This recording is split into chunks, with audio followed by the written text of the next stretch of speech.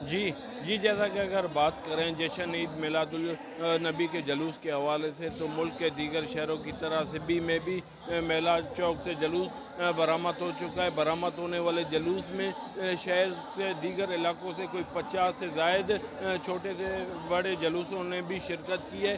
برآمد ہونے والے جلوس میں ہزاروں کی تعداد میں عاشقان رسول نے شرکت کی ہے، جس میں چھوٹے بڑے اور بزرگ بڑی تعداد میں شریک ہیں۔ اور یہ بھی میں آپ کو بتاتا چلوں، جلوس کے دوران حضور پاک کی روشنی پر بھی جو کہ روشنی ڈالی جا رہی ہے۔ اور اس کے ساتھ ساتھ یہ بھی میں آپ کو بتاتا چلوں، اس جلوس کے دوران مختلف مقامات پر میٹھے پانی کی سبیلوں کا بھی اہتمام کیا گیا ہے۔